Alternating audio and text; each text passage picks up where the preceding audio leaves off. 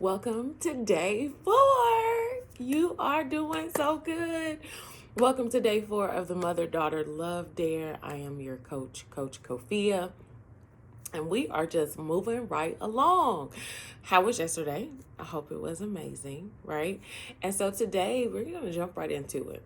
How do you know when someone is ready for feedback? So a little bit about yesterday, we talked about eating out the eating the meat, spitting out the bones, and it's really our relationships with our moms. What should we take? What should we leave? And then our relationships with our own daughters. What should we give? Now, this is the part where we're talking about how to give. Now, you're potentially are giving feedback to everybody everywhere. And most of the time, that's in the sense of I'm giving my opinion. I just got to state the facts. I just got to tell it how it is.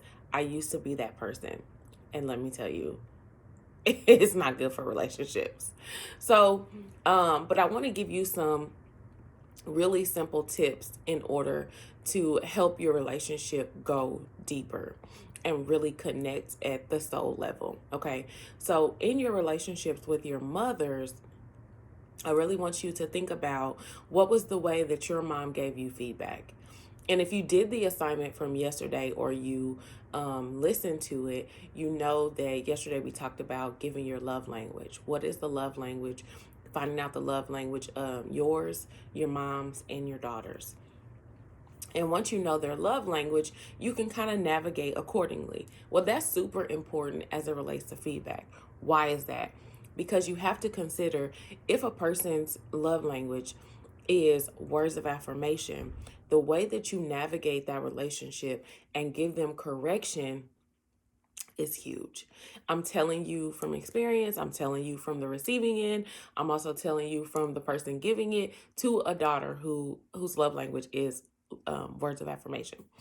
And so I say this because why is that important? Because you really want to consider the source. I really would love to say that feedback is like a one size fits all. There are some things that can help the communication go smoother. That's just kind of general, but really you want to pay attention to who you're in relationship with. You want to get to know them. Like one of the phrases that one of my friends said, and it really just stuck with me, is you want to be able to anticipate their needs.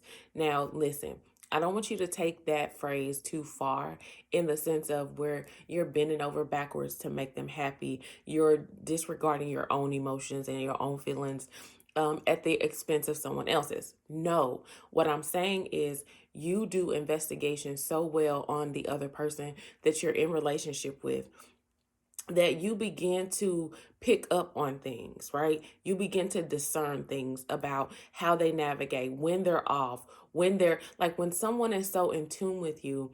And they're able to read that you're off, that your day is not going as good. One, that's like, oh, you are really tuned into me. But two, and it makes you feel a sense of attention and focus and appreciation that that person has for you because they've taken the time to invest in getting to know you. And so a part of getting deeper in our relationship is really taking the time to watch the other person. Watch your mom. Watch how she navigates.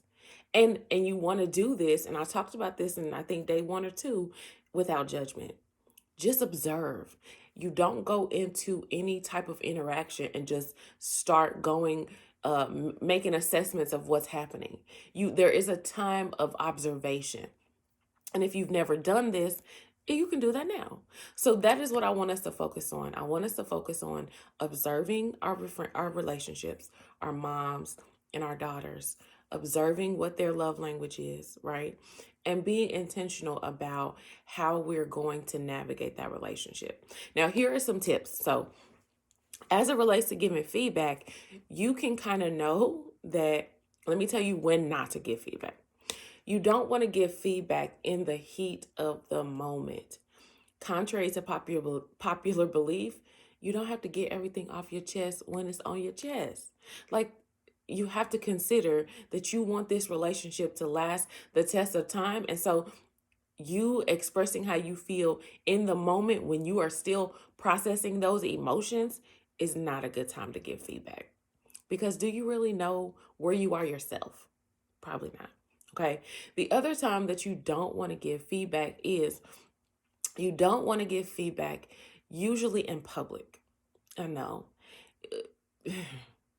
It's not pretty because one, it brings on a sense of defensiveness, it can bring on humiliation, it can bring on shame, and you really want to consider um how the other person is going to receive it.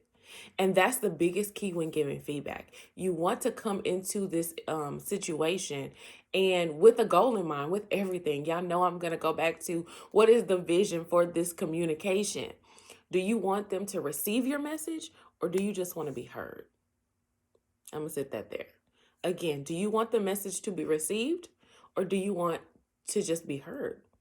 Because there's a difference. I know it sounds the same, it sounds similar, but to be heard is like you want to make sure they hear all your points. You've done all the investigation, you've analyzed everything to the T, and you want them to hear how you've come up with it. Or do you want them to receive the message and be able to apply that feedback to their life without causing more harm? I hope it is for them to receive it. Okay. The last thing I want to mention is when you're giving feedback, you want to consider how you phrase the construct of the conversation.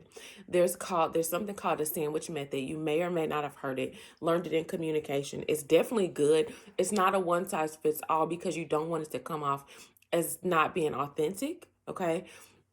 But the sandwich method goes a little something like this. So the sandwich method comes in with something that they're doing great. You sandwich the feedback that they need to make improvements on. And then you, in the sandwich, like the two pieces of bread, if you will, you want to end with something that they're doing great. You want them to leave feeling encouraged and you want them to leave the interaction feeling empowered. Encouraged that they are doing some amazing things, empowered that they have the ability to make the adjustments to do, be, and have whatever it is that they're called to do. Okay. So in your relationships with your moms and your daughters, I really want you to consider those things. The last thing I'm going to mention is just a bonus as it relates to your mom. If you are not in great connection with her, feedback is not going to be received. Because if she looks at you as someone who is a daughter, well, she looks at you like a daughter. But most of the time, in certain generations, the way that they receive or look at their daughters is like a child, right? And in those days and certain times when they grew up, the child doesn't have a place to speak. And I'm not saying that that's good or bad. I'm just saying that that's what it was.